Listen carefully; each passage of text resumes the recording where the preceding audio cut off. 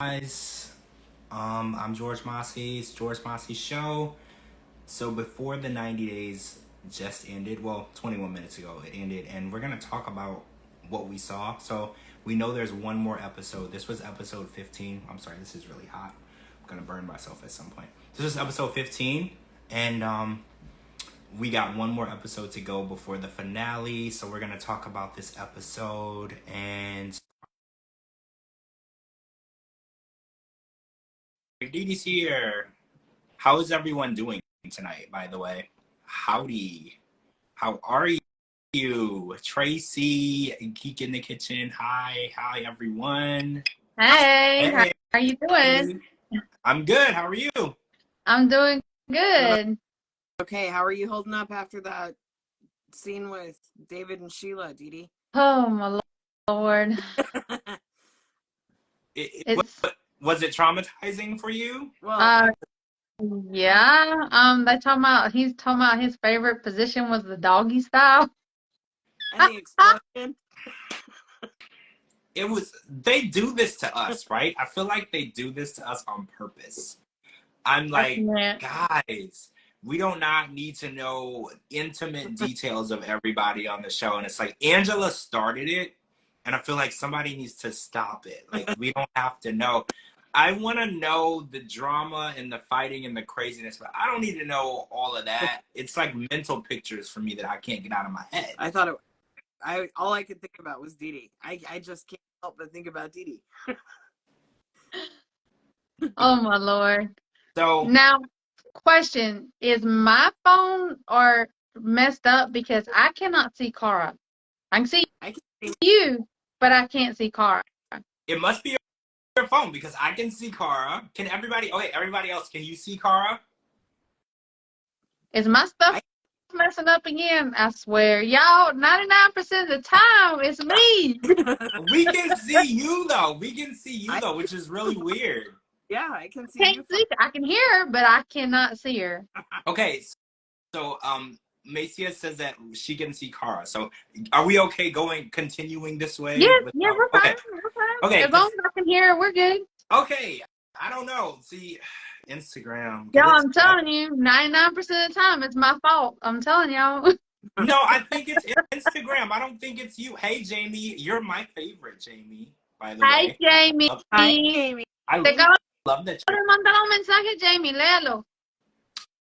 So, I don't know where y'all want to start. This episode was a lot. So I think the only people we didn't get were what's her name? Misha. And, yeah. We got everybody else. So there was a lot. So I wanted to, I don't know if you want to go into this Amanda and Razvan situation just right off the bat, but how do you guys feel about her at the end of her trip? She's ready for an engagement, but at the beginning of the trip, she wasn't really sure if she even liked him and wanted to be in the same room with him or be around him or even stomach his existence. But now that his family was around, she's kind of like, oh, well, I want them to like me and I want to know where our future is with the relationship. And I was like, what relationship? Like 2 days ago, you told him that you didn't think you were ready to be in a relationship at all. And like now you're asking him like, what about engagement and our future and our lives together? And I was like, you basically told him, don't even visit the United States because I don't want you there. And now all of a sudden, you want to know your future and life plans together. And I was like, she's the definition of like emotional mind screwing with people. Yeah. Like she literally, and I feel like it's so ironic because when we met Razvan, he seemed like first impressions, stereotypical, shallow, douchebag, right? And how is it that he's the opposite of that and she's exactly what we thought he was? Like she is literally everything that we misjudged him about. She's so evil and mean and terrible to him. And I love the fact that he's just not forgiving her and moving forward. I love the fact that he's like, well, I'm really reevaluating you as a person because I don't really think that you're a good person. And I love that. And I think his mom was so right on. Daniela, you were so right on. She is definitely not somebody that you should have to deal with for your son, especially what he has been through in the past with his last marriage. And I love that no one is acknowledging that Razvan went through such a horrible situation and he's so strong and he's so open to being in love and working on a new relationship, because that's a big deal. Like when you've been through a really horrible situation and you're open to moving forward and putting yourself out there, and what he's done with her, and he's definitely getting trampled on, that takes a lot of work. And I feel like a lot of people aren't showing how strong he is as a person. Hey, Judy, nice to have you. So where are you guys at with this? Because I was ready to throw shit at my TV watching this woman, this Amanda, like she pisses me off. Like, where are y'all at? I'm in the same place I was in the very beginning. Get that bitch off of here. Yes. Yes. I was like screaming at my phone. My daughter was looking at me like, or not the phone, I'm sorry, the TV. My daughter was looking at me like, why are you screaming like that? I was like, because this woman is stupid. Yep. Like she does sometimes where she makes Ed and Angela look like an angel because how stupid she is. Like seriously, nobody likes her. I think what it is for me is how bipolar she is about it. Like one day she feels one way, the next day she feels the complete opposite. She's on both sides of the spectrum. Yeah. And Razvan doesn't know when she wakes up in the morning who exactly is in the bed next to him. It's literally a complete stranger every single day. Yeah. And he's like, I can't really say that I trust that you love me, or I trust that you want to be with me, or I trust that you want this relationship to work, because that changes by the day. Yeah. And he's like, if I was to move to another country to be with you on a Tuesday, on a Thursday, you might tell me to take my ass back home. You know, like, I can't trust that you're going to be a strong person in this relationship. And I feel like he's definitely wasting his time. She's never going to be the person that he needs in his life. And I think her projection of saying that to him is exactly how she feels. She knows that she could never be the right woman for him, and she's projecting it by saying he could never be Jason. Yeah. I feel like it's like the opposite going on. See, and I would never typically say this, but I love the fact that he slept with her 4 times in one day and then said, my feelings for you stopped a long time ago. I was like, there you go. Yes, that was the I was emotional, like, burn, bitch, burn. That's the emotional warfare, right? It's the emotional warfare that she's been subjecting him to. He can play too, right? Yep. Like, this is a fair game. He can play too. She's been playing with his emotions the whole time. He's getting in on the game. It's like, there's nothing wrong with playing a fair game, right? Yep. Evening the playing field. And I feel like that's exactly what he did. He made her think everything was great. He made her feel like, oh, this relationship is progressing. We're being intimate. We're happy. And then he was like, oh, no, we are not okay. Like, the way that you've been acting, we are not okay. And I was like, good for you. Good for him for standing up for himself and getting in the game, because all we've seen is him being hurt, confused, crying, disgusted, and like all of the emotions that someone goes through, like, over the course of years, he's been through in this 2-week trip because of this crazy ass woman, right? Yeah. And then at the pool hall, they were having a good time, and then she starts her BS. Yep. And then she switches the table because he's like, "You're wanting to fight right now." She was like, "No, you're the one that's wanting to fight, not me." I mean, because you're being annoying. Whatever. How was he even being annoying? I mean, he had every right to tell his mom the truth, you know? I mean, I would have told my mom the truth too. I'm like, look, he's being a douchebag. Yeah. Like, I want to say this. The fact that she wants her behavior to be kept a secret from his family is a major red flag to me. Yes. Right? Like, this is a major red flag. Like, if you're in an abusive relationship, the first thing that abusive person wants you to do is not tell anyone. That's the very first thing, because they don't want anyone on the outside to know what's going on, because they can save you. They could save you from that situation. So when she got so pissed off, like, you told your mom that I'm a bitch to you? And I'm like, why not? Why wouldn't he tell his mom that? You are a bitch to him. Yeah. You do horrible, terrible shit to him. Why the hell would he keep that a secret? And I was like, see, I don't like that, because when you're being abusive towards someone, whether mentally, physically, whatever, emotionally, you try to keep them scared to talk, scared to speak up, scared so they can't reach out for help. And I was like, I don't like the fact that she's trying to make it seem like he did something wrong by saying to his mother what he was going through. It is nothing wrong with talking about what you're going through with someone you love. That's literally the definition of therapy, minus the love part, right? Like, you need to talk it out so you can make a good, even-headed decision. And I feel like the way that she reacted shows that she's an abusive person. This isn't the first person that she's been abusive to, because she's grooming him in a way to say, okay, well, don't tell people that we fight. Don't tell people we have issues. Make it seem like everything is fine. That is the worst possible thing, because then he's going to feel stuck in that situation. Yeah, I agree completely. Yeah. She's and the only time she really wants to be intimate with him is whenever he puts his foot down or she thinks that someone does not like her. Yep. Other than that, she don't want to have nothing to do with him. Yep.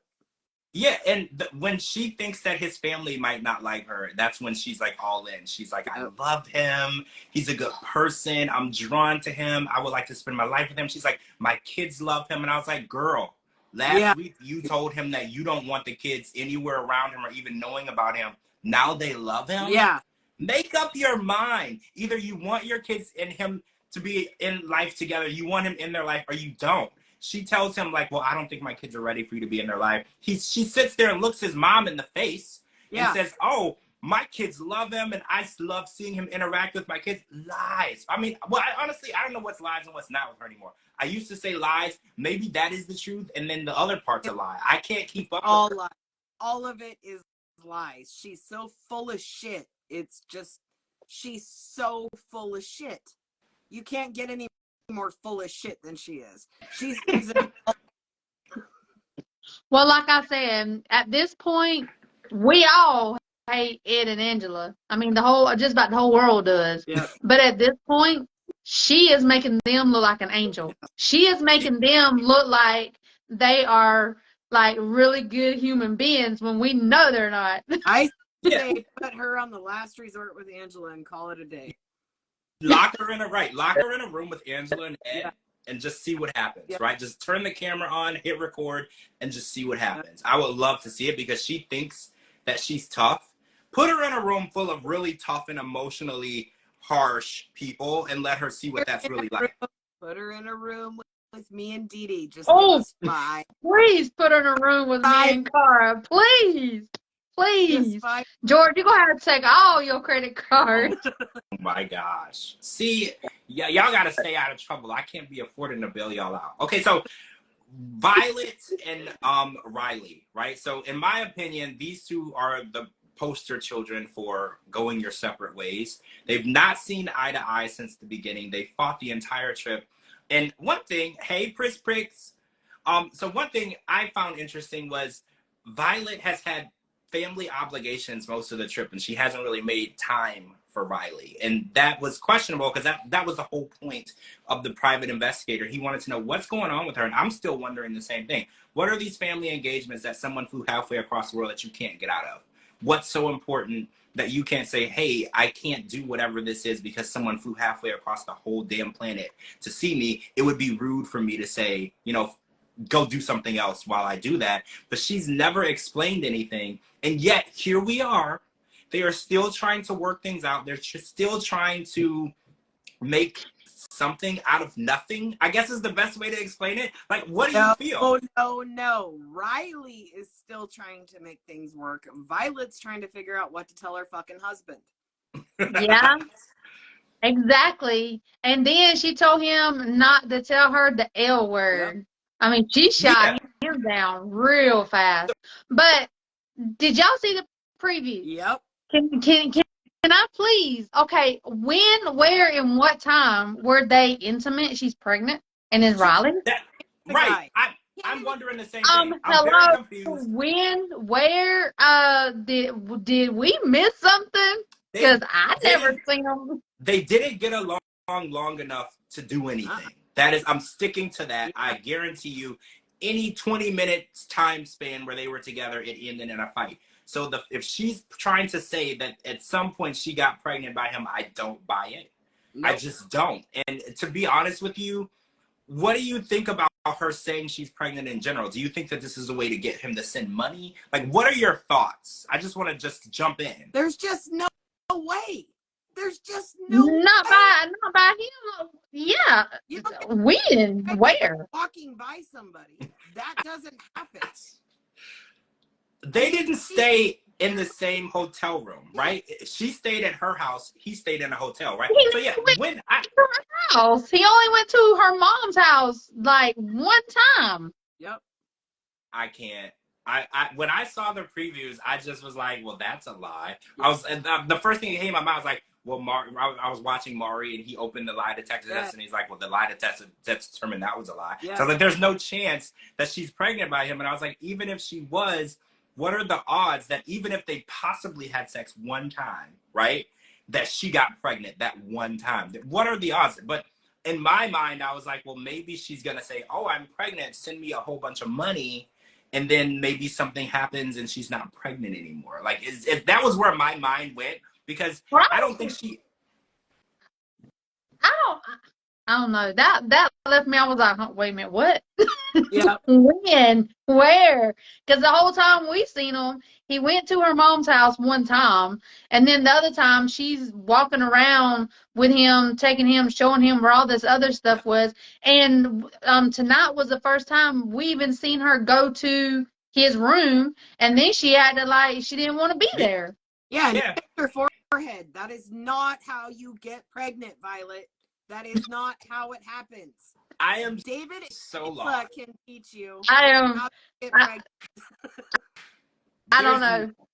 There has to be some sort of explanation for this. I mean, she could be pregnant by her husband. You know, it's very possible. But like, I'm trying to understand. Riley is a grown adult man. I feel like Riley would know that you can't get pregnant by hanging with someone or holding their hand or patting them on the forehead. You know, so I feel like the entertainingness is almost comical. I don't know. The idea could only through the whole thing. They kissed on the lips for like 0.1 second today, and it looked very uncomfortable, right? It looked very uncomfortable. Yeah, she acted like she didn't want to be there. I mean, did they? I mean, do it after the camera started? I mean, not started, but stopped rolling. I mean, the times that she was with him, she acted like she didn't want to be around him. I know. Chris Pick like, said, unless you can get pregnant. No, Donna said, unless you can get pregnant by fighting, I don't see that happening, right? If fighting got you pregnant, she's got triplets, right? Like, that's exactly right. Like, if you get pregnant by fighting, she's pregnant with triplets at this point. And so does Amanda. Oh, right? Yeah, Amanda's having, like, quintuplets, right? Is that what they call it? Quintuplets. She can get her own show. She's a new Octomom. Like, she's got 100 kids, right? She's having a whole herd. So we got one episode left, and Riley said that he has something that he needs to tell Violet before he leaves Vietnam, which I'm assuming he's gonna propose. Jesus Christ, I don't know. No, that was the L word. That was the L word. He was telling her without telling her, and then she shot him down. So wait, is he gonna try it again? No, he did it tonight. Oh, okay. So that was okay. So the preview was for that tonight. Yeah. Okay, so he said he loved you, I love you, but didn't say it, and then got angry that she didn't say it back when he never said it. Is that because I was like, how do you get mad that she didn't say it back when you didn't actually say it? Well, right? Like, I was very confused. Like, I got something to tell you, and you know what I'm trying to say because I don't say that word. And she says, don't say it, save it. So, like, shut the hell up. Shut the hell up. Shut the hell up in Vietnamese. Shut the hell up in every language. Girl, shut up. Yeah, exactly. Well, she never wanted this to grow into anything more. Like, I think, Kara, you said it in the beginning. You were like, she never thought in a million years that this man would get on a plane and go to Vietnam. So now she doesn't know how to navigate this because she just needs him to go back to the world that he came from because he has no place in her world. This was an online phone chat situation that blew up into something real, and now she doesn't know how to make it stop. And I feel like you're right. Every time we watch them interact, her demeanor, the way she acts, the way she looks like she's so bothered by his presence. Like, why would he be there? Why is he bothering me? Why does he think this is gonna work? And Riley is like so shallow and naive. He really thinks that there's an opportunity for a relationship there. And I'm like, man, you still don't know one thing about her. You've been here almost 3 weeks. Mm-hmm. You said that you needed all these questions answered. You're about to leave. You're leaving, actually, and you know nothing. She has given you nothing. There is no relationship here. Somebody who wants to build a relationship with you is going to open up to you at some point and talk about things. And she literally will say nothing about herself. Every time he sees her, you look beautiful, you look cute, you look pretty. Oh, thanks. Well, she literally told the shopkeep that he was ugly, right? She literally, like, it's ugly. Old and ugly is what she said. It's not even read between the lines with Violet. She just literally said, he old and ugly. Isn't that funny? Like, can you believe that old ugly person is here with me? Like, that's literally how she said it. It's a joke. It's not even a real situation for her. And for some reason, Riley never got on the plane and left and just called it a day. Because I was like, why are you still in Vietnam? He's like, oh, it's my last day. I'm going to try to go on a date. I'm like, why are you still trying? Like, at this point, I never condone giving up. I always tell people to keep trying. But at this point in this situation, don't even bother. No. This is a waste of time. Right? Yeah, like, your time, I mean, me and Car's been saying from the beginning that he is one of many men that's been sending her money, and she didn't think that he was actually going to get on the plane and fly to Vietnam. Yeah, and I also heard something that she had social media at the beginning of this, so which is I'm assuming how she's like messaging all these American men. But she got so much hate after her first episode, she deleted all of her social media. All of it. What? So she was on social media. Because, I have looked for her. I could not find her. Nope. But I did see like messages between her and Riley that he posted, and that was through, I think, social media and text. So she clearly did have it. But this happens a lot. There was a guy on Match Me Abroad, Chad. He started out, he was on social media, and then like the second episode in, he was like, no way. Yeah. Like, you do not understand the amount of hate that you get from being on these shows. And it's like a lot of times it's warranted. I'm not gonna say like it's not warranted, but sometimes people just come at people really hard for doing something pretty simple and naive. Yeah. So it's a mix. Sometimes, like, if people are hating on Amanda, I'm like, karma. Yeah, go ahead. Right, like karma, right? But like, if some people do make like a small, tiny little misjudgment, and then the whole world is after them, and I'm like, see, that's a little harsh, But there are people on the show where they do things and they treat people horribly, and people come for them, and I'm just kind of like, do we look the other way? Because like that's how what goes around comes around. Absolutely. Right? Works, right? Absolutely. So I want to talk about castle sex. So apparently, Statler and Dempsey had christened the castle because nothing is real until there's sex in it with Statler. So you can't go to a restaurant, you can't go to the airport, you can't do anything until you christen that area. So they christened the castle, which was TMI. None of us needed to know that. I'm sure the owner of the castle and the shopkeep disgusted, and he's like scrubbing, sanitizing, because God knows where that happened. Right? Like, who knows? It could have been anywhere. I'm sure they burned it down. Yeah, just burn it down and start over. Probably. Just rebuild it. It'll be fine again in another 200 years. Yeah, like, respect the building, for God's sake. It's like hundreds of years old. It's a fucking castle, and they're just like desecrating the area. Okay, so Statler says that she does not want kids. But this is interesting because Dempsey said, and early on in their relationship, I don't know what early on, I mean, they only been talking for 7 months, that Statler said that there would be a possibility of kids in the future. Statler denies that 100%. She said ain't no way. And I'm not like a huge supporter of anything that Statler does, but I'm very supportive of the fact that she doesn't want kids, because I don't feel like she's mature enough to have kids. And I said this all the time for years. I feel like when people don't want kids, I respect that, because nothing is worse than bringing an innocent child into the world to someone who's not adequate to take care of it or wants it or is going to give it 100% of its love. So I think that making that decision is literally the most mature thing that she said all season, right? I feel like but there's two sides to that. Okay. So I kind of believed her in the beginning. Like Dempsey said, she said she wanted kids, but now she's kind of changing her mind. So she started out, even in the episode, I don't know if I want kids. And by the end of the episode, it was, I definitely don't want kids. I've never wanted kids. So it's like, I feel like she kind of led her on that.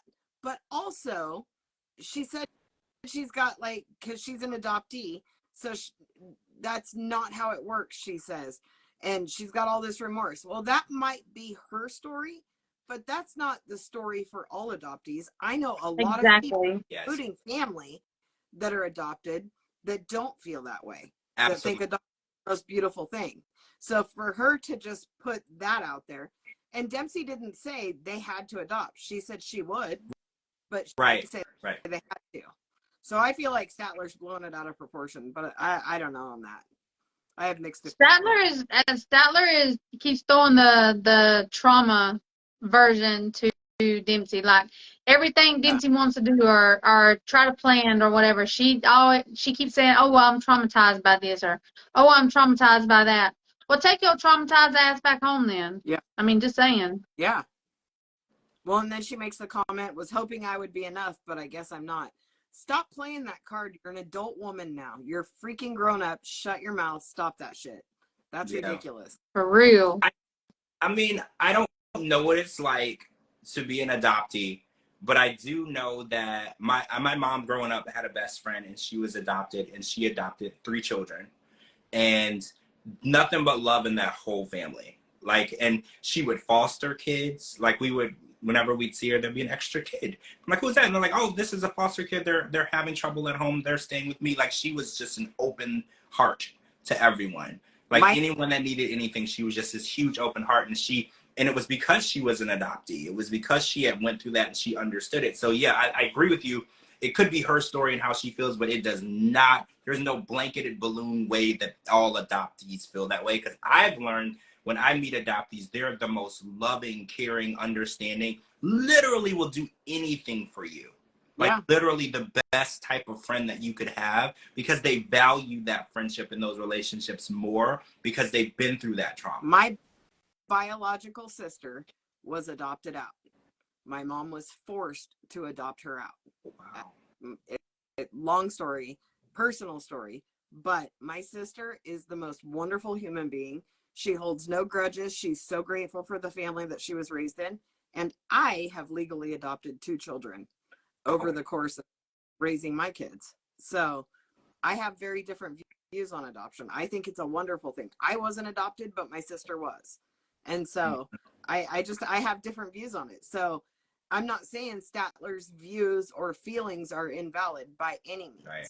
Maybe that is how she feels, but she should not make it a blanket statement against everyone who's adopted, because that is not the case. Absolutely. Exactly. Adoption is a beautiful thing. So, I mean, absolutely.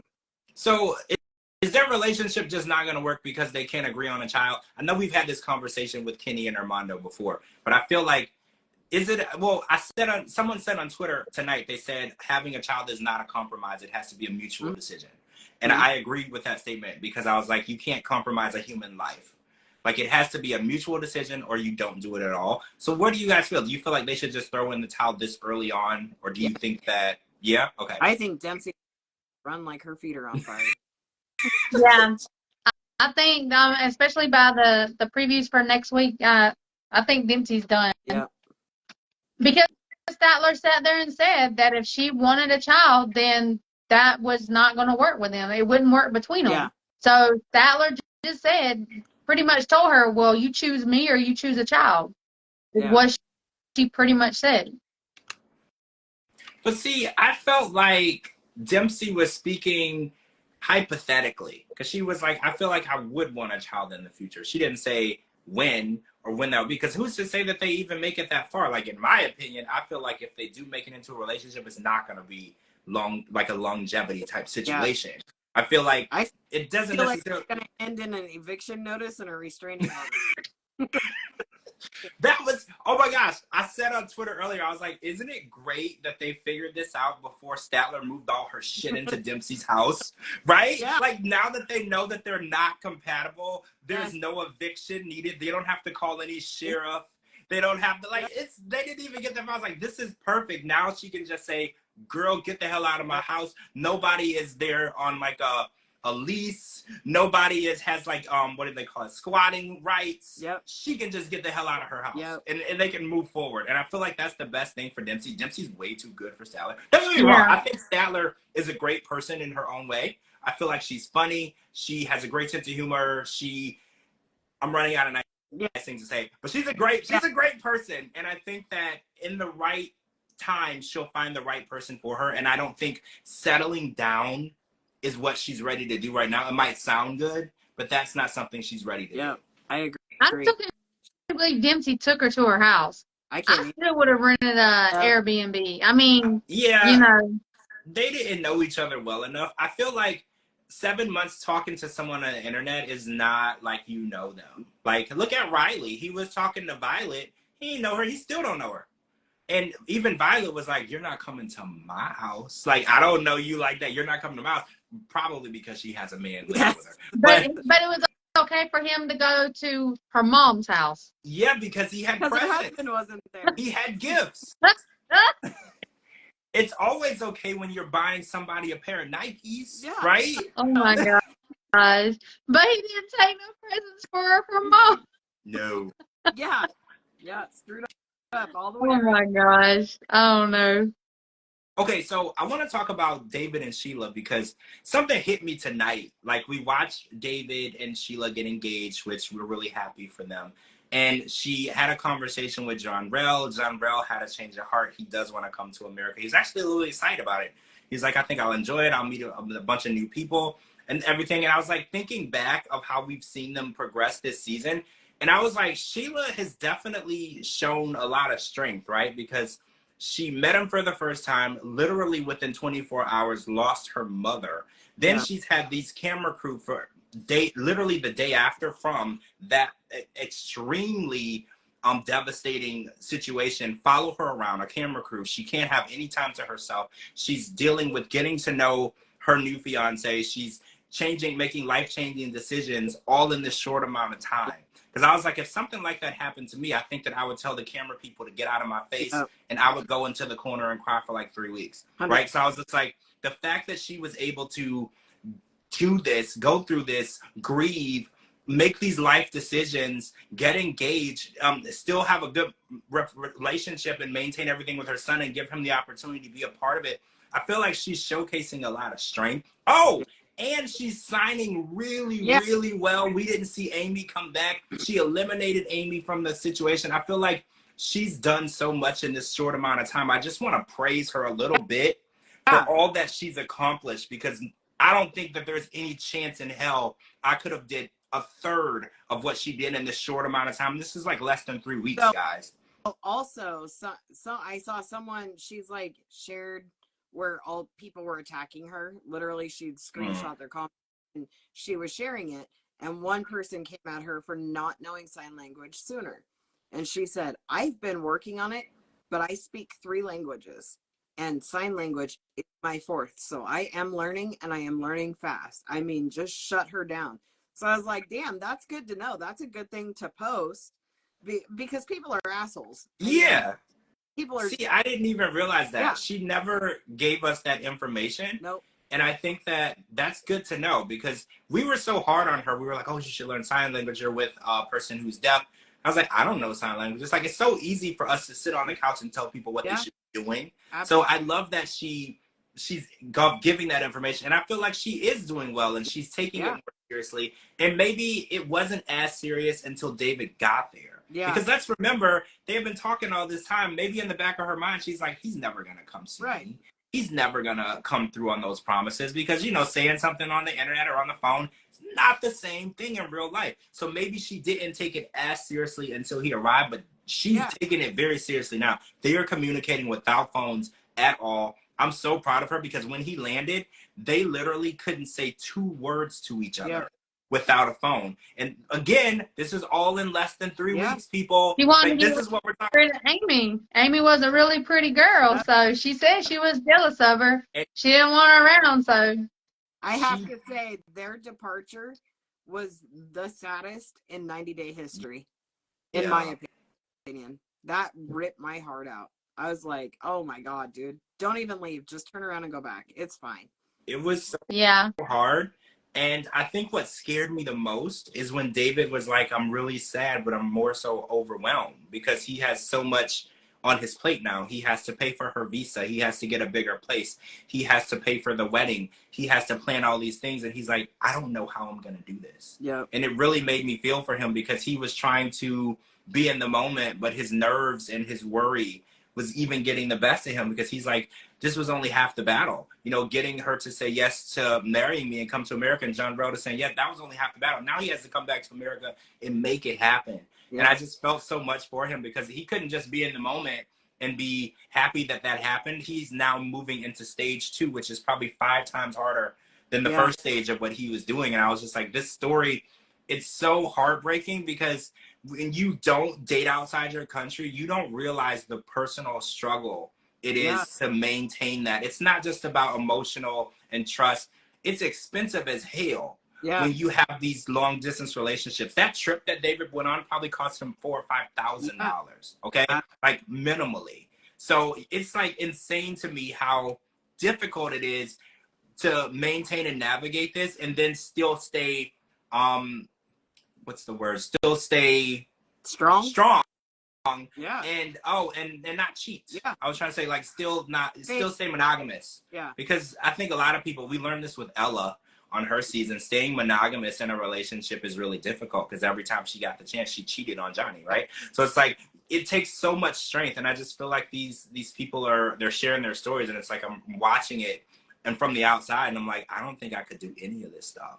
Like, I don't think that I could stay like happy, strong, maintained, confident in that situation at all. Then it's the money aspect, and then it's having so much on your plate. Like, David is going to have to come back here and work probably 2 more jobs to make all this work just to get the love and the family that he wants. There's some of us who just wake up and our family is in the same house, you know, like he doesn't have that luxury. So it's just, it's so crazy to watch it because I was just like, this is not an easy road to be on. And then watching how emotional they got, I was like, see, these 2 are probably the only 2 that I feel like are gonna make it. Right? They're gonna make it. They actually want to make this work. They're making sacrifices. They're both doing things to build this relationship further. It's not like Violet where she's just like, I ain't even gonna show you where I live. You know, like it's a real situation. Yeah. I feel like they loved each other before they met, but after, when it was time for them to part, that was kind of when reality hit, how much they really love each other, how much they're really in love. And you could just see it on both of them. And it was just so sad to me. It hurt my heart. It hurt my heart a lot. Yeah, it was sad. It was sad, but they traumatized me talking about all that sex talk at the hotel. Yeah, I mean, we knew it was happening. We didn't need to know. So, okay, Judy, you brought this up, so we got to talk about it. So David and Sheila said they want to have 5 kids. What's up with that, right?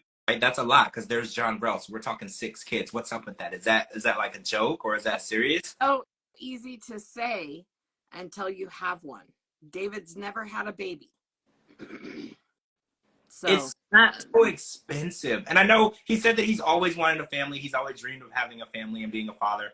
Yeah, but 5 kids is like a huge deal because children don't just need, because I think a lot of people are like, oh, well, if you make good money, you can have as many kids as you want.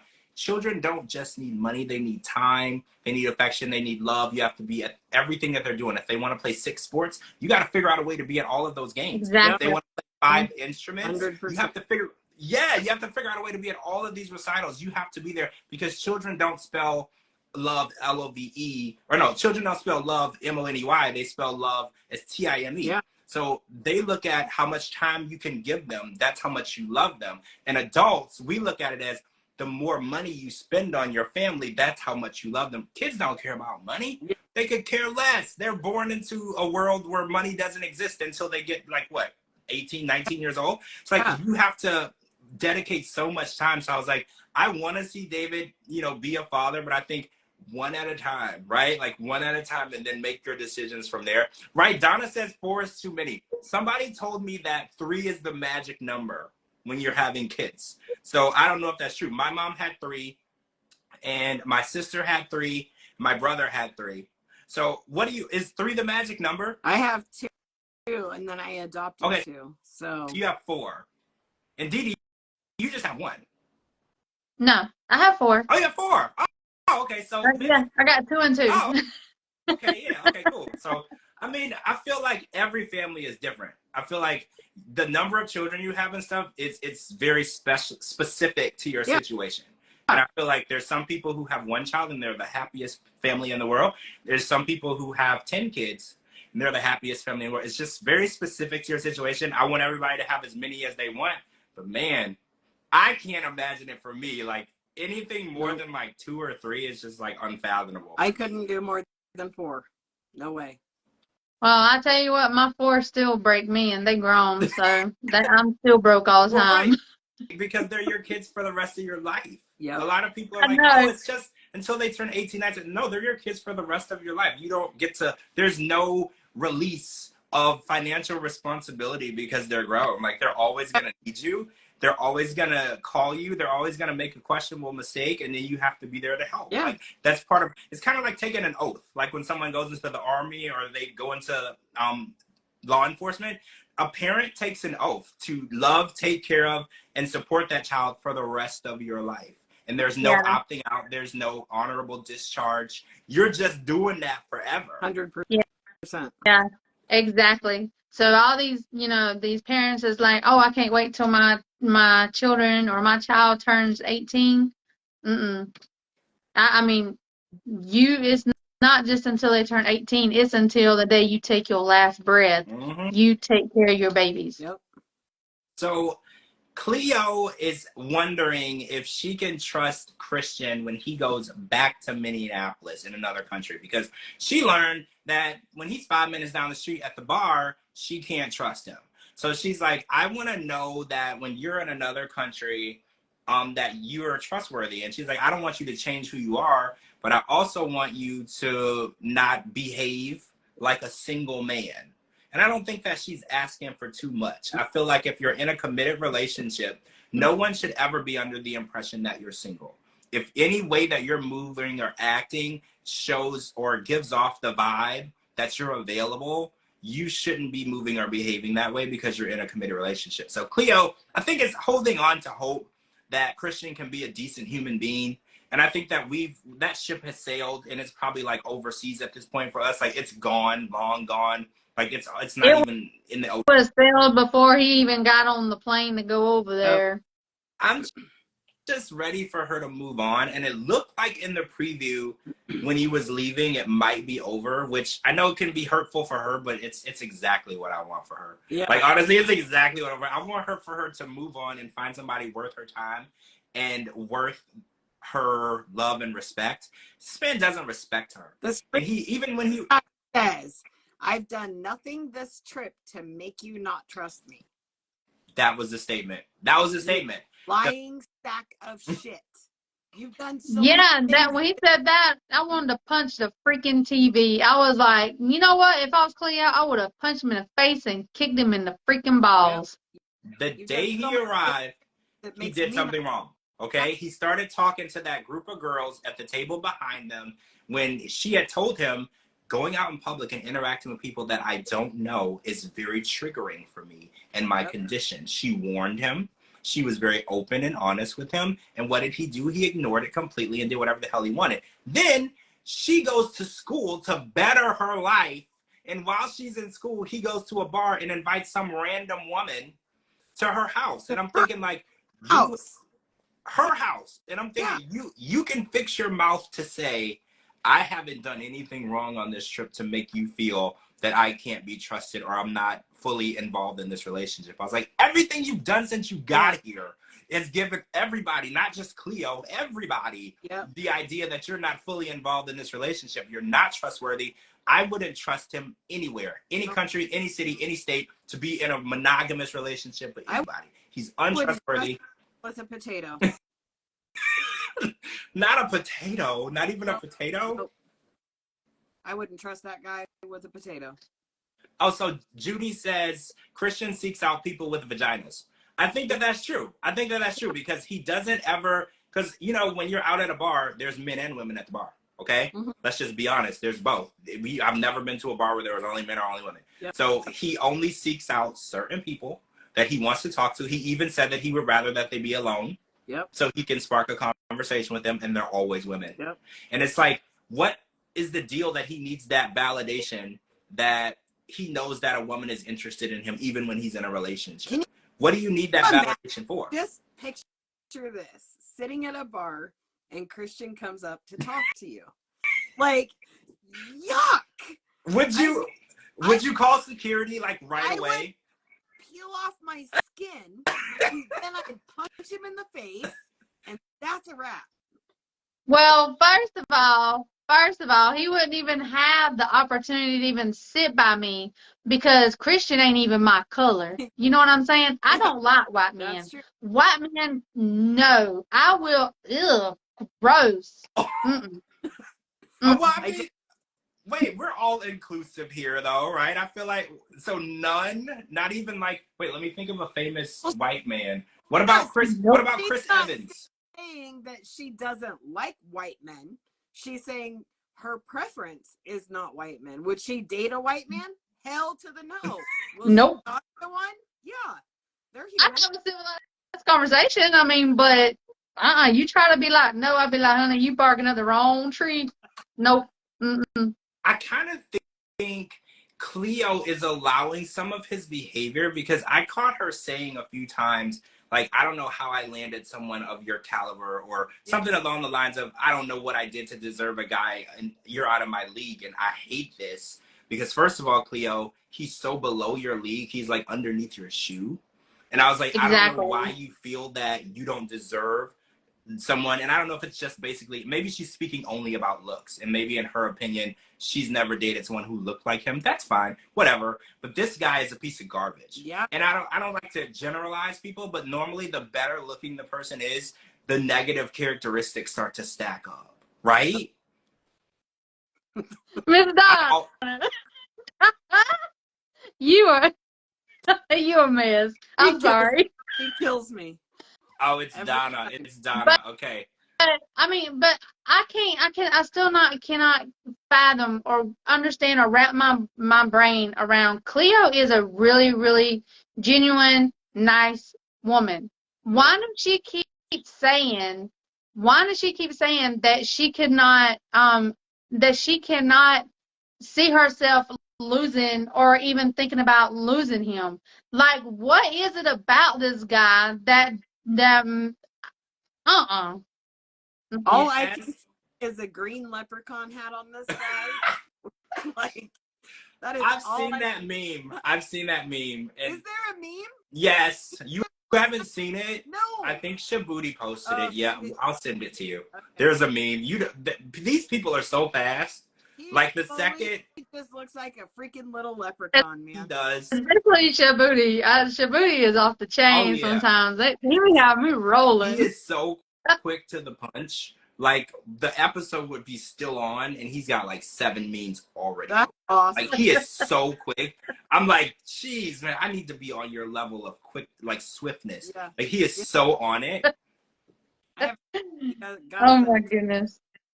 I don't know, but I just want Cleo to know her worth. And okay, so I want to say this because I tweeted this earlier. I was like, I really respect Cleo for being open and honest about everything, because she's not the type of woman, like let's say Violet. Let's compare and contrast. Cleo puts everything on the table. She tells anyone what she likes or doesn't like, what works for her, what doesn't, what's bothering her, what doesn't. Everything is there. It's out in the open. You don't have to guess when you're with Cleo. Yeah. If you're with Violet, you don't know shit. You don't know if she likes you, hates you. You don't know if she married. You don't know if she's pregnant with your baby or somebody else. You literally don't know what the hell is going on.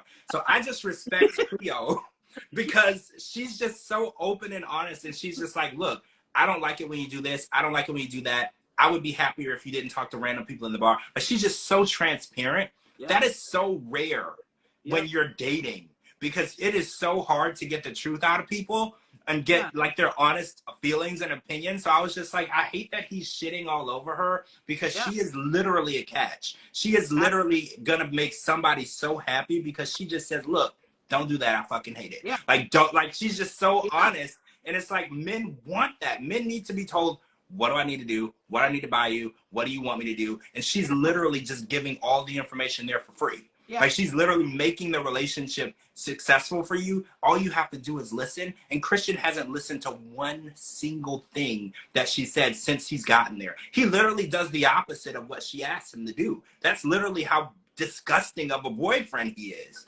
Yep. Yeah, I agree. He's just such a yeah.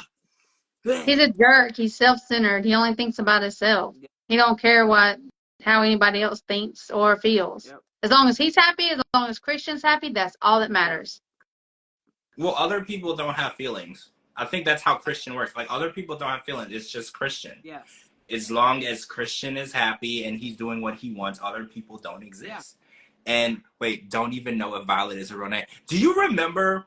I think I said earlier in the season, I was like, he should check her passport or her ID or something. Because I'm not even like disputing that. Violet might not even be her real name. That family that she met, those might have been actors. Yeah. Like, honestly, I don't know anything about her. And the fact that he didn't use the private investigator when because you could have just did it and not told anybody. Like, nobody would know. You just needed to verify that information for yourself. You don't got and then he gonna tell her he did it. I would have never said anything. I would.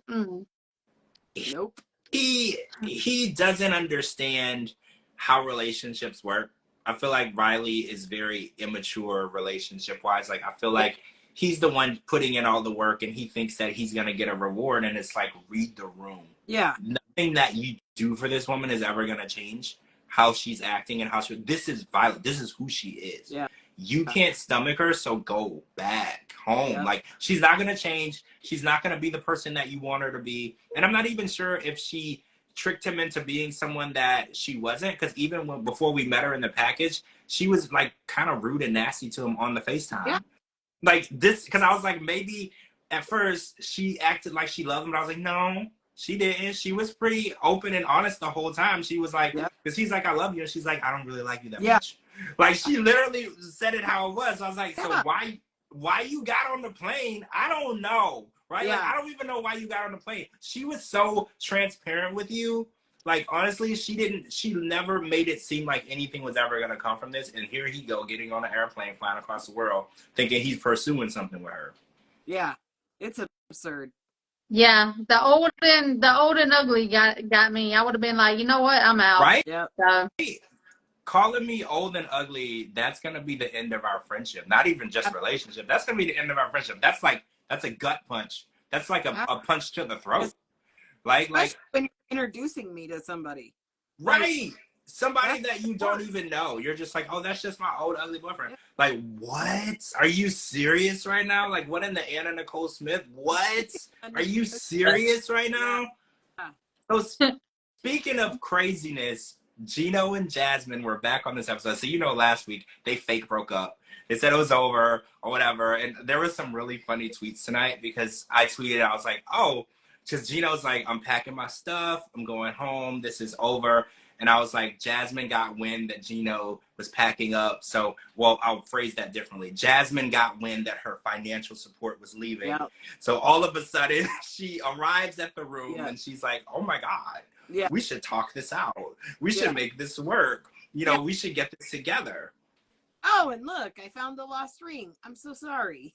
The ring that she lost, right? Okay, so 90 Day Fiancé tweeted that Gino tried to find the ring when he got there and he couldn't find it, and the 90 Day Fiancé official Twitter tweeted that Jasmine admitted that she hid the ring in between her butt cheeks. What? I'm gonna take a screenshot of the tweet and I'm gonna post it. I am not even lying to you. You lying. She didn't want him to find it because she wanted him to upgrade the ring. So she didn't want him to find it, but she never lost it. So she said that the only place that she could keep it, because he was looking everywhere in the house, was in her butt. Not like in it. I don't think like in it. Okay, let's not paint any weird pictures, but like in there. We're talking about Jasmine that uses butt plugs. Yeah. How are we not going to paint a picture? All of a sudden, Gino's like, let's use these. And she's like, no, the ring will fall out. I died. I read the tweet 4 times because I was like, I'm not reading this right. That can't be what they're trying to tell me. But that I'm going to screenshot it and I'm going to post it on my story so everybody can see it. That's what, when the show is on, the producers, they'll tweet like what happened behind the scenes. And that's the tweet that caught my attention tonight. Because I was like, That's nasty. Oh, and it said that she did sanitize it before she put it back on her finger, but I don't really think that matters at this point, right? It's still nasty, right? That's still, yeah. Nope. Yeah. I can't. I can't. I can't.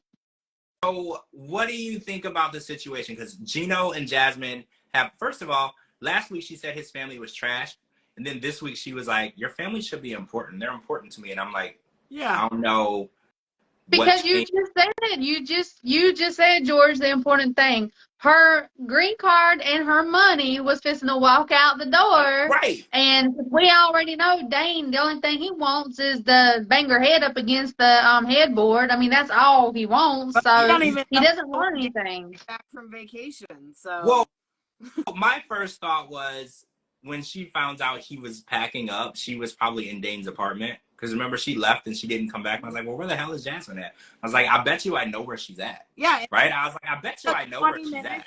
20 minutes later, she's there. Yeah, she's there, and she's ready to talk, and she's ready to propose to him. And she's put ready. her clothes back on, get her heels back on, get in the elevator, and go up. She was ready, and I was like, this is really giving me, like, we need to get cast on the next show vibes. You know, I was just like, because it was over. Like, y'all said some unable to come back from stuff. I was like, the way that y'all were talking to each other, calling each other trash, cussing each other, like, somebody talks to me like that, we're not getting back together. Like, that's not going to happen. Like, who you are, I don't care how strong you are. I don't care if you've been married for 50 years. If you have the tiniest fight and your significant other says, I slept with my ex last week and he was better than you. Oh, I was just kidding. I really didn't. Oh. And filmed it. And filmed it. Yeah, like there's no way. Like we're not ever getting back together. Oh, wait, Taylor Swift. It's never gonna happen. No. And what do you think about Gino leaving money on the nightstand? And it kind of gave me like Natalie Hooker vibes because I was like, wait, Natalie. Yeah, he had to pay for the night she. Right. I was like, you're leaving money on the nightstand. That is so, I don't want to say disrespectful because I'm not saying that sex work is not valid work, but it I don't know, it made me think like this is a money giving relationship. It's a take relationship because I was like, there's no way that you're dealing with her because you love her and she's dealing with you because she loves you. There's like a wad of cash on the nightstand and you're about to leave and you just cashed after $1,000. And like, there's just too much monetary transaction changing hands for me. Thanks for the $1,000 you sent me this morning. Oh, thanks. Well, right. Yeah, that's how. But yesterday, he was trash. His family was trash. She was banging Dane. She's got videos. He can't get it up. But today, after the money hit her account, thank you, Gino. I love you. Everything changed. And I was like, that's very peculiar for me, right? I was like, that's weird because like yesterday he was human garbage, and then like today you're like interested in being with him forever. That is a very drastic overnight change. You're so offended by everything that was said, you're going to pack your shit and leave.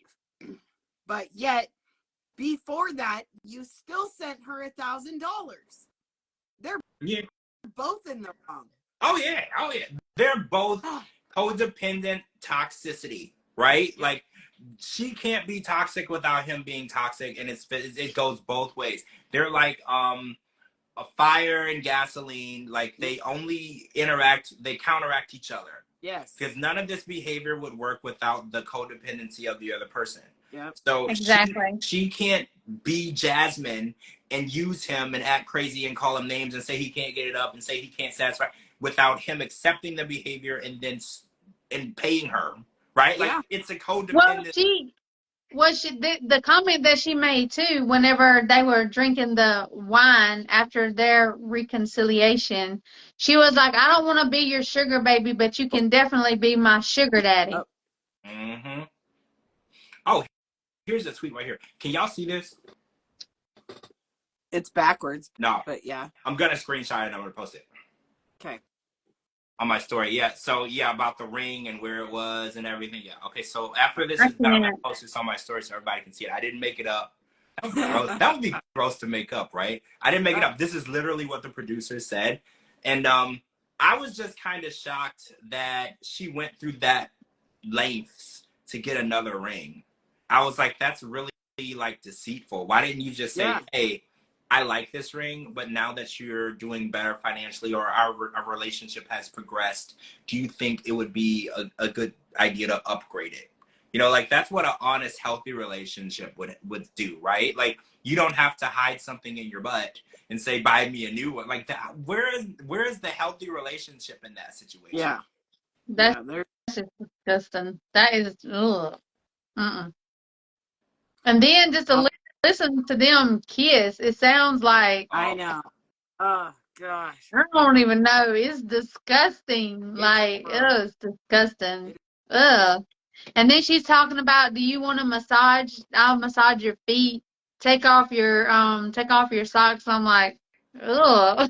But is anybody going to talk about the fact that we got to see Gino without his hat for a minute? Yes. Oh yeah. With his little, what you call, his little rat tail in the back. Why doesn't he just shave it like all the other bald men on the planet? I don't know, because we saw that there's like a patch here and a patch here, and I don't know. See, I think that shit. I shaved my head on purpose, and I freaking love it because I don't like hair. I don't like doing hair. When it's hot outside, it's itchy. If you have a lot of hair, like, I don't know how women do it every day. I respect the hell out of you for it because it's a lot of work, right? Like it's a lot of work, and but why wouldn't he just shave it? Because he doesn't want anyone to ever see it. Just shave it, and then you could be more free, you know. And I don't know. It's a weird situation, and he has so much money. Would sleep without a hat on. Well, why wouldn't he just get hair plugs? I know Ed got hair plugs. Like, why wouldn't you just get the hair plugs? It's not like money is an issue. Yeah. If it bothers him, they have these plugs. They take the what do you call it? The hair follicles from other places, and it grows. It looks completely normal, like nothing ever happened. Gabe had it done. Gabe did it, and it looks amazing. So did David and Annie. Yeah. Yeah, he did. And actually, David went and shaved his head when he became a monk. Right after he did it, because his daughter was like, you gonna shave your head after you pay all that money to get your hair plugs? Yeah, like, I don't understand why he won't just do that. It's so weird because he's spending so much money on hats. He's already paid for the plugs, right? Yeah. Like, imagine, because when he packs his luggage, one of his luggage alone is just hats. What the actual hell, right? Like, who does that? And party hats, remember? And sleeping hats. Sleeping hats and his party hats. I don't even understand the sleeping hat thing. It doesn't stay on. Like, I'm pretty sure when you wake up, it's not on your head, right? I don't know. I imagine. This whole thing is weird. Oh, I posted that picture on my story. So when we're done here, everybody can go see that tweet that we were talking about. Okay, so next week, wait, I'm going to get this wrong. Next week is the finale. But and then an hour of the tell-all. Is this right? Or just the finale? I think it's just the finale, and the tell-all is the following week, right? So next week is just the finale, and then the tell-all starts a week after. I don't know. I could be wrong, but that's what I was reading into it. I didn't see anything about the tell-all tonight. I just seen the finale. I didn't see any previews for the tell-all, and I know if it was... Last week, they said 2 more episodes until the tell-all. Okay. I don't know if that means 2 Sundays and then the tell-all, or if that means, like you just said, where we had an episode tonight, we have part of an episode next Sunday, and then the tell-all. I'm not sure. Yeah, I don't know either. I'll have to check. I tried to check my TV guide, the DVR, but it was not working. It was like not working, so I couldn't see because it'll tell you like what's airing, but I couldn't get it to work. Oh, the tell-all is the 24th. Okay. What's today? Today's the 10th? The 10th. Okay, so we're talking 2 weeks out. Okay, so yeah, next week is just the finale of Before the 90 Days, and then I'm pretty sure it's like a 2-part, maybe 3-part, depending on how much drama, of the tell-all. And then after that, the new season of 90 Day Fiancé, the OG season, is starting. So Judy thinks that Gino and Jasmine are going to be on the last resort. I think so. Wait, do you think so? Yeah. They might. I mean, possibly, but that's a while off. I thought that they would be back on something quicker than that, because I figured once she got here, she would be on a 90-day visa. Well, I'm sure. So they'll be on something like some happily ever after bullshit that we can see right through. And then in the meantime, they'll be filming The Last Resort because they have to fight. They'll need some footage of them fighting to the point where it looks like it's over, and then you can end up on The Last Resort. I don't know, because when I thought about the 90-day visa, I was like, and the 90-day OG season is gonna premiere. I was like, what if they transition them onto the original 90-day, because they will be on a 90-day visa? That's true. I don't know if that's too soon though, because we literally just saw them. Because that's kind of what they did with Jovi and Yara. They were on the original 90-day, and then literally right when that ended, they transitioned them to happily ever after. Yep. Didn't go well for everybody. Some people were sick of them, and then some people really, really liked them. So I guess it's a 50-50. Because some people are obsessed with Jovi and Yara, and then you're right. Oh, because we already know she's been in America for a while. Yeah, there was a picture of her at a Walmart. Yeah. Did you see it? She was like, she's literally not just here. She's shopping. She's living her life. Yep. So she's definitely here. So I'm pretty sure we're going to see more of them. Off that she's shopping at Walmart. See, I think that Gino is cheap. And I think that when she gets here, she's going to realize that she's not going to get to his money as fast as she thought she could. I think he's going to take her to like Marshalls and Walmart. And it's not, I don't think it's what she envisioned. It's not going to be Saks Fifth Avenue. It's not going to be Macy's. It's not going to be Nordstrom. Like, I think that she envisioned. Already walked down Rodeo Drive and then landed in Michigan. Right. See, that's kind of how it was with Yara. Yeah. When Yara got here, she thought it was going to be Rodeo Drive, LV purses. What's her face? Miona. Yes. And she was, where were they at? They were in, weren't they in Oklahoma? Oh, not Oklahoma. It was one of the northern country states. I gotta look. I can't remember now. Not Utah. Was it Wyoming? Maybe. I can't even remember. But I know it was like a little bitty town that didn't have anything in it. She hated it. She literally South Dakota. Thank you, Lauren. South Dakota. Yeah. And oh my God, it was so culture shock for Miona because she's a world traveler, right? She's been to all these different countries. She's experienced a life. And I mean, they're living in California now. She did get her way.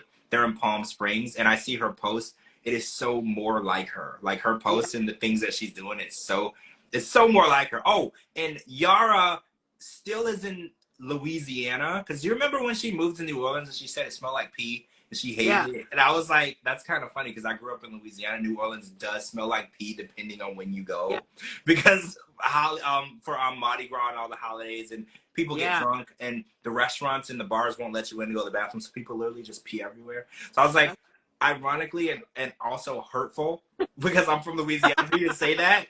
It's true. I remember it. It's true. Yep. That's funny. No, okay. All these people in these other countries, as soon as you say America, they automatically think California, Hollywood, Rodeo Drive, all that. And then they land in a place like Arkansas or Utah and they're like, what the shit is this? Right. Yeah, like Colt and Larissa. Yeah. She didn't like Las Vegas. I like Las Vegas when I went out there. Las Vegas is nice. I love Las Vegas. Where did Larissa want to live? Talking about where did Larissa want to live? Was it LA? I think I think she wanted to go to California. Yeah. California is always everyone's first choice because I think when they watch our movies and our reality stars and our celebrities, they're all based out of California. Yeah. So when they get here, they're like, oh, I want to go to California. California is not all bad, okay? Like, I'm just going to throw it out there. I've been there many, many times, and it has a lot of issues and problems. The traffic, there's a really disturbing homeless issue where we're not taking care of our people. There's people that are displaced. Like, I think that people think that the movies are real. Like, people literally work 2 hours a week and live in this big-ass house and drive these nice cars. Like, that is not the real situation at all. And when they get here and they see what it's like in these small towns and how hard we have to work even to maintain that life. Yeah. Even in these small towns, we have to work so hard. I think that they're really shocked at how it's nothing like the movies. But I think as an American, we all know nothing is like the movies. Right. Like, I remember when I lived in Ohio, they were filming one of the Avengers movies in downtown Cleveland, and I was down watching them film, and they were passing it off as New York City, and there was all this fake, and I was like, see how fake our movies are? Yeah. They're not even in the same city that they say they're filming the movie in, and it's like, this is how we know, don't ever take anything seriously you see in a movie. It's all fake. It's literally all fake. I watched Desperate Housewives when that was a thing so many years ago, 25 years ago or whatever, and I was so into it, and it seemed like such a happy little neighborhood, even though it was like the weird, conniving little neighborhood. It was like such a happy little neighborhood. And then we went to California, went to Disneyland, went to Universal Studios, and we're on the tour bus, and we drove through the neighborhood that was this.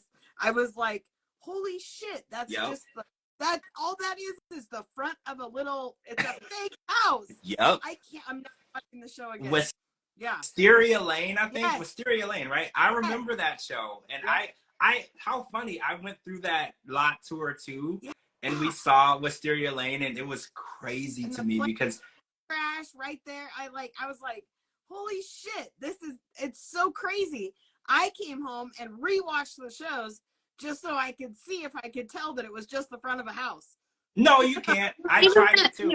Even in Warner Brothers, when I went out to California last year, and I filmed in the movie that I'm in. I mean, even Warner Brothers, it's like is nothing compared to like what you see on TV. Yeah, nothing. Crazy. I was like, wow. I mean, even the red carpet is. I mean, the red carpet is nice, but it's not as nice as they make it seem. You know what I'm saying? So yeah, it's. I mean, it's not what people. It's not what people think. Yep. It's not. All right, so we're gonna wrap up. We'll be back tomorrow because The Other Way will be on. So we're gonna talk about that, and then tomorrow, The Last Resort will air, but we'll talk about that on Tuesday. So we'll give you a little space in between, and then we'll be back to talk about that. And I didn't see The Last Resort previews, but I'm pretty sure it's going to be wild and crazy and inappropriate because that's the theme of it. So I'm excited for The Last Resort. And I want to see what's going on with Brandon and Mary because they've just kind of been my favorite train wreck this season. Yeah. So I'm interested in seeing what's going on with them. So thank you guys for joining us for this episode. This was before the 90 days. This was episode 15. One more to go. And then we're going to see who's actually still together and who's not on this tell-all because in my mind, no one is except David and Sheila, but we have to watch and see. We don't know. All right. Thank you to my co-hosts, DeeDee and Kara. Make sure you're following them. They're tagged in this video. It's very important that we do. And follow me on all social media platforms at George Mossey, GeorgeMossey.com. Anywhere you get your podcast, type in The George Mossey Show. Thanks for joining us, everybody. And we will see all of you tomorrow night for The Other Way. Bye, guys. See you tomorrow. Bye. Bye.